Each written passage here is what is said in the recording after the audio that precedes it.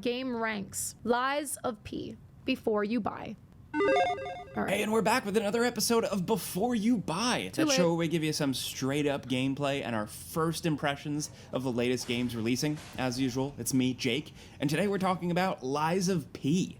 This is a Souls-like style game from South Korean developer Round 8 Studios, and it's published by Neowiz. This is straight up embracing this now classic subgenre. A lot of people have compared this to like a new Bloodborne.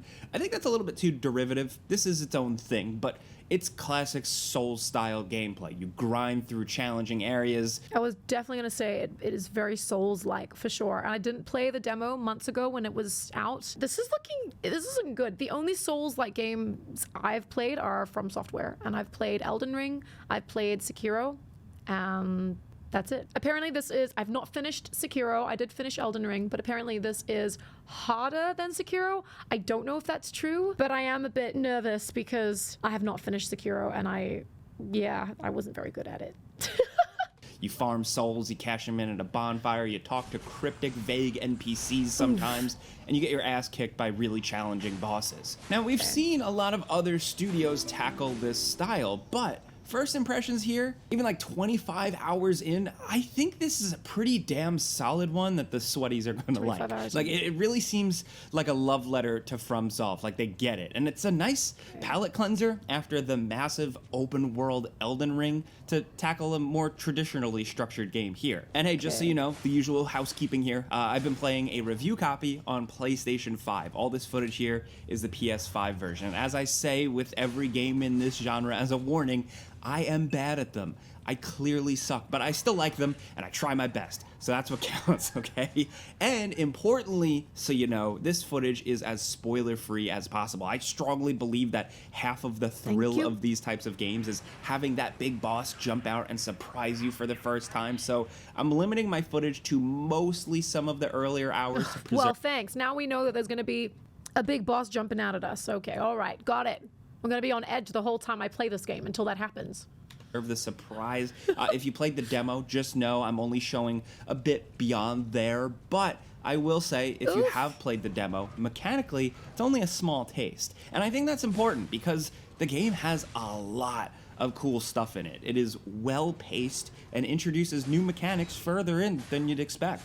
But the style, you know, this haunted Victorian puppet gothic type thing they have going on, it's pretty awesome. Actually wanted a little bit more of it, but I'll get to that in a bit. Okay. The main gist of the setup at the start of the game is this. It's a retelling of the classic Pinnochio fairy tale. You're the puppet boy, and you awaken in the city of Krat, this beautiful, gilded, industrial city now crumbling because this is not beautiful to me. This is scary.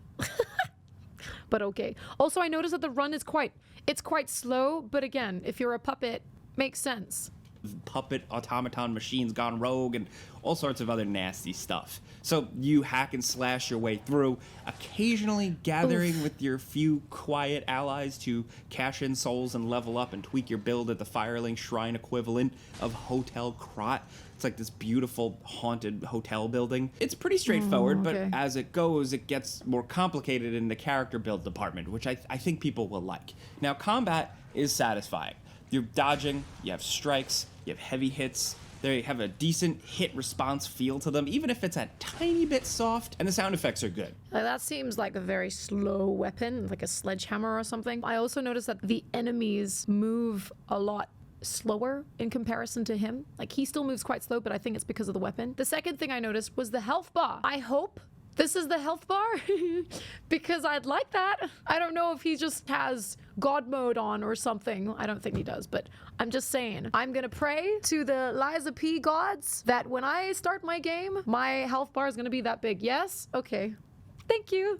Because the enemy's health bar is like this. And then there's ours. Sweet. I'm not gonna be so scared anymore. It looks like an upgraded health bar. That's exactly what I was thinking. And, you know, you're wearing enemies down for fatal blows, you're doing the backstab thing, and the animations really sell a lot of it. Switching to a heavy weapon and doing some big, heavy wind-up smash attack is always really satisfying to nail. And the Ooh. game introduces a lot of exciting weapon types to change things up. I expected to run around the whole game with like a fancy boy rapier the whole time, but I was consistently tempted with other builds. Anyway, back to just the combat stuff you're doing. You're blocking and you're timing the block button perfectly to mitigate any damage. Timings are pretty brutal, and reading some enemy attacks feels incredibly tough because this one can be extremely unforgiving. I mean, look at me on screen here, getting my ass kicked. It's not always quite as precise as a Souls stickler might want, but it does feel really darn close. It does have a sort of Bloodborne type thing where if you accrue some damage through blocking, you have a small window of jumping into attack mode to gain some lost health back. And I always have loved that type of mechanic. It's encouraging strategic aggression. It's cool. Liza P gets it really right with all the other stuff added on. Like, to name just a few, a special attack meter with 2 different abilities you can use on the fly depending on your weapon build. These are called Fable Arts. You know, they can be like a big magic charged hit, a rapid strike thing, cool stuff like that. Okay, so clearly with the red, you can't interrupt it. You just have to get out of the way. The last game I played that was like this, and I mean, not Souls-like, but as in the combat, it was more responsive, or just fighting in a game or exploring a realm where everything is out there to kill you. It's been a while. The last game that I can think of is, I guess, Armored Core doesn't really count because I did a few hours in that game. So I'd say the one before that, which was Remnant 2, pretty recent, and it's unforgiving, right? Like, the world just wants to get you. Everyone is out to get you. So I'm a bit nervous playing this game, to be honest. I'm gonna suck at this game. Move, get out the way. I'm gonna suck at this game, guys. It's gonna take me a while to get, you know, to get used to playing this type of game again. So go easy on me. Remnant 2 was Gun Souls, right? What's the worst that can happen? And then maybe damn. an overpowered block or a temporary buff to your weapon. The brilliant thing is as you pick up weapons, you can reassemble them into combinations that have your preferred specs, of course, but more importantly, those abilities I mentioned. Every weapon is both a top part, like a blade or whatever, and the bottom, like a handle or a hilt. So you can mix and match combinations, like putting an axe head on the handle of a dagger. The weapon will handle differently, and if you have your stats right, it's going to make sense. But then with that, you access the dagger handle's special attacks. That's pretty cool. It's a simple but good process, and the depth is in upgrading both the top part and the handle separately with their own unique sub-upgrading systems. So you're doing that. You're dumping souls, or ergo, into stuff like health, stamina, attack, a few other things. And on top of that, you have a cool mechanical arm that gives you access to even more abilities to use on the fly. If you've only played the demo, you haven't really seen anything. The Legion arm stuff is absolutely awesome. And once it opens up, you're able to earn and craft a bunch of different arms that have wildly different use cases. Aside from the starting punching arm and the grappling hook arm, you can end up shooting a big bomb, a stun blast, a limited use little arm shield, and a really cool one where you can plant mines in the ground that detonate when an enemy walks up. Now, Okay, so kind of like Sekiro, where you have that, what's the name of that arm? What's the name of that arm they've got? There's a specific word for it. And then you can upgrade it. You can have different things. You can have like stars flying out. Yeah, the prosthetic, the shinobi prosthetic. Yes. Yes. Now, all of these have their own unique upgrade trees where you can level them up and get access to some significant change-ups to each thing. So, like smaller things like having a shorter charge shot time, to bigger stuff like being able to move while you use certain abilities, the ability to grapple towards enemies, not just pull them towards you. There's a lot. Oh, God. And along with that, you're collecting rare items to spend on your character's mechanical heart, which acts as kind of like a traditional skill tree with a bit of extra depth behind each selection. That you dump points into having more health charges or special meter or an extra dodge. And then when you dump a point into them, you can choose bonus attributes as well. Cool. So there isn't like RPG armor rating type stuff, just skins. Very cool ones, but there is a subsystem of equipable items to buff and protect you, and you have to manage weight within it. And then on top of that, there's the wish stone system, and then there's the throwables, the sharpening your blade with special elemental buffs. There's a lot to this one, and not enough time to really explain it all in this video, but I really enjoyed the game more because of all this stuff.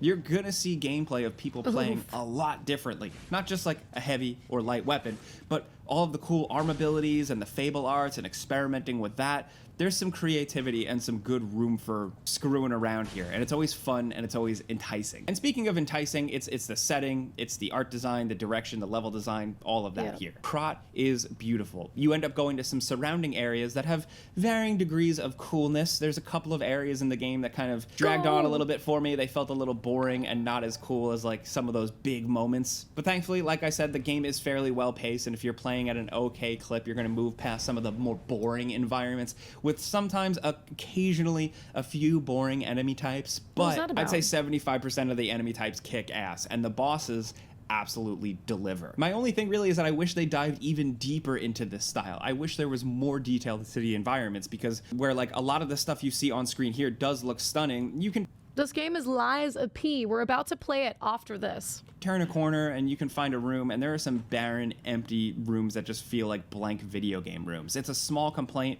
It's only here and there. Sometimes it bummed me out a little bit. Otherwise, though, visually, the game looks great. I had no performance issues on PlayStation 5 at all. A couple little bits of texture pop in the earlier levels, but that was really it. Like I said, the bosses are cool, the cutscenes are cool, the chaos is cool. There's actually some interesting stuff to the story here. They are really trying something. How it lands, I think, is going to depend on the person, and some of the voice acting and the writing specifically is kind of weird and disjointed, but it was, you know, unique, so you got to give them points for that. So I do think ultimately, if you were looking for like a new Bloodborne, since From Software seemingly isn't going to make another one anytime soon, or even update the PS4 version, this can kind of scratch that itch. It still is different. I don't think I would like to compare it to Bloodborne. It is very much its own special thing, and in conjunction with that, Lies of P is also its very own specific, distinct, special thing.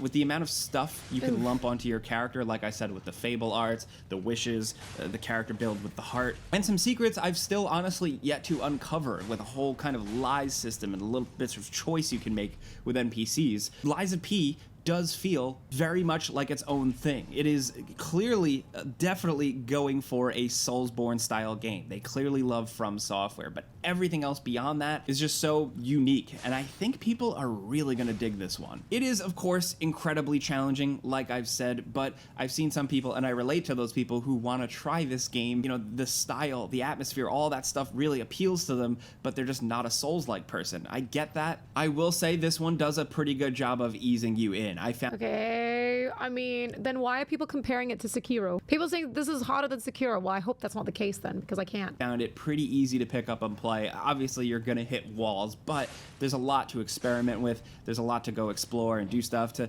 kind of really get you acclimated to this harsh type of gameplay style. Okay. So I would say if you like the art direction, or you've been waiting for a game like this, but you didn't want like the most ultra hard game in the world, I would still say consider giving this one a shot. It might be worth pushing through, because if you can overcome some of the challenges, you're gonna see some really cool stuff, dude. That's the thing, like when you have difficult games, and I do that because it's a bigger reward when you finally, like, you die whatever how many times, and then you finally win. It's such a big win. It feels so good, as opposed to when you fighting, I don't know, a game like, hey, I like Diablo very much, but hear me out. So say you fight a boss in Diablo, it just doesn't feel as, and this is how I feel anyways, honest opinion, when I fought a certain boss and I won, it was like, oh, cool, you know? But then when I played Elden Ring and I've fought one of those bosses, you know, like, let's just say the end boss, or not even the end boss, but maybe even the Tree Sentinel, there you go, who's not even a boss that you don't have to fight him. But when we finally got him, we were like, yes! It was such a good feeling, right? It's been a while since I played anything like this. I did finish Elden Ring though, so I will repeat that. I can see myself probably grinding in this game a lot to get my health bar up and stuff. I might be doing things over and over and over again just to be able to upgrade. Slow and steady wins the race. If you're determined to pass, you must prove your identity. Okay. Who are you? Are you a stalker? What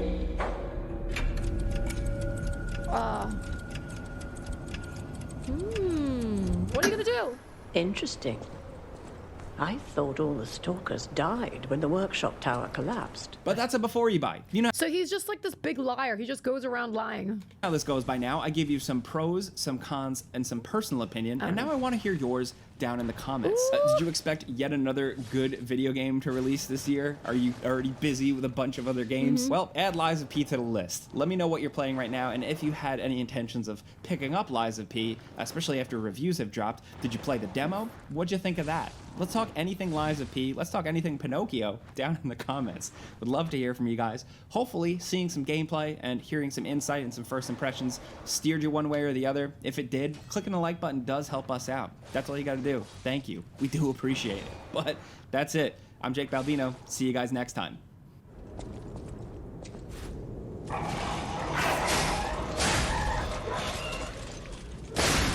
They're like little toys.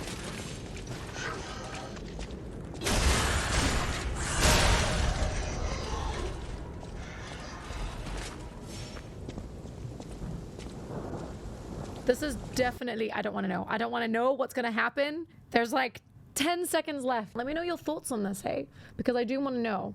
This obviously said before you buy. It's too late for us. We've already bought it. Well, we've got it. We're playing it. But what about y'all? Did anyone here play the demo at all? This looks cool. This is intimidating. I haven't played a game like this in so long. GamerRanks has the best reviews? Yeah, does he? Okay, good. Do they, I mean? I guess it's a mix of people, right? I would love to see you playing it. All right. Never really liked Souls-like games. Is it because it's quite dark? Maybe. Switch back to English breakfast. What?